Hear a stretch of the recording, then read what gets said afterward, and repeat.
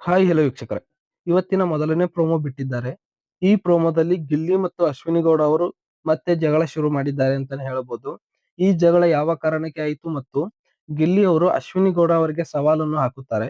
ಆ ಸವಾಲು ಯಾವ ಕಾರಣಕ್ಕೆ ಹಾಕುತ್ತಾರೆ ಎಂದು ಈ ವಿಡಿಯೋದಲ್ಲಿ ತಿಳಿಸ್ಕೊಡುತ್ತೇನೆ. ನೀವಿನ್ನು ಮೊದಲ ಬಾರಿಗೆ ನಮ್ಮ ಚಾನಲ್ ಅನ್ನು ನೋಡುತ್ತಿದ್ದರೆ ನಮ್ಮ ಚಾನಲ್ ಅನ್ನು ಸಬ್ಸ್ಕ್ರೈಬ್ ಮಾಡಿ ಮತ್ತು ವಿಡಿಯೋ ಇಷ್ಟವಾದರೆ ಒಂದು ಲೈಕ್ ಕೊಡಿ.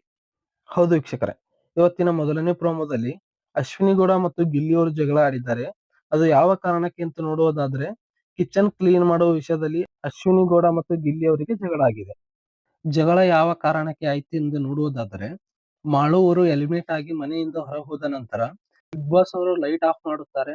ಅವಾಗ ಎಲ್ಲರೂ ಮಲಗೋಕೆ ರೆಡಿ ಆಗುತ್ತಿರ್ತಾರೆ. ಆವಾಗ ಗಿಲ್ಲಿ ಬಂದು ಅಶ್ವಿನಿ ಗೌಡ ಅವರಿಗೆ ಕಿಚನ್ ಜಾಸ್ತಿ ಗಲೀಜಾಗಿದೆ, ಹಾಗಾಗಿ ಈಗ ನೀವು ಕಿಚನ್ ಕ್ಲೀನ್ ಮಾಡಬೇಕೆಂದು ಹೇಳಿರುತ್ತಾರೆ. ಆಗ ಅಶ್ವಿನಿ ಗೌಡ ಅವರು ಇಲ್ಲ ಎಂದು ಹೇಳಿರುತ್ತಾರೆ. ಗಿಲ್ಲಿ ಅವರು ಅಂತಾರೆ, ನಿನ್ನೆ ನೀವು ನಾಳೆ ಮಾಡುತ್ತೀರಿ ಎಂದು ಒಪ್ಪಿಕೊಂಡಿರ್ತೀರಿ, ಇವತ್ತು ಯಾಕೆ ಬೇಡ ಅಂತಿದ್ದೀರಿ ಅಂತ ಕೇಳಿರುತ್ತಾರೆ.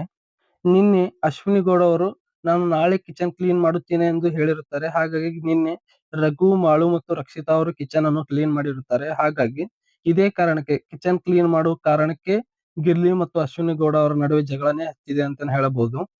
ಈ ಜಗಳ ಮುಂದೆ ಹೋಗಿ ದೊಡ್ಡ ಜಗಳನೇ ಆಗಿದೆ ಅಂತಾನೆ ಹೇಳಬಹುದು. ಅಶ್ವಿನಿ ಗೌಡ ಅವರು ಅನ್ನುತ್ತಾರೆ, ನೀನು ನನಗೆ ಏಕವಚನದಲ್ಲಿ ನೀನು ತಾನು ಅಂತ ಕರೆಯಬೇಡ ಎಂದು ಹೇಳುತ್ತಾರೆ. ಮುಂದೆ ಹೋಗಿ ಗಿಲ್ಲಿ ಅವರು ಅಶ್ವಿನಿ ಗೌಡ ಅವರಿಗೆ ಅನ್ನುತ್ತಾರೆ, ತಾಕತ್ತಿದ್ರೆ ಒಂದು ಸಲ ಕ್ಯಾಪ್ಟನ್ ಆಗಿ ತೋರಿಸಿ ಎಂದು ಸವಾಲ್ ಹಾಕುತ್ತಾರೆ. ಈ ಜಗಳ ಮುಂದುವರಿಯುತ್ತಾ ಹೋಗುತ್ತದೆ ಅಂತಾನೆ ಹೇಳಬಹುದು. ಈ ಜಗಳ ಮುಂದೆ ಹೋಗಿ ನೀವು ನಿನ್ನೆ ಕಿಚನ್ ಕ್ಲೀನ್ ಮಾಡುತ್ತಿದ್ದೆ ಅಂದ್ರೆ ಇವತ್ತು ಕ್ಲೀನ್ ಮಾಡಲ್ಲ ಅಂತಿದ್ದೀರಿ ಅಂತ ಹೇಳಿರುತ್ತಾರೆ.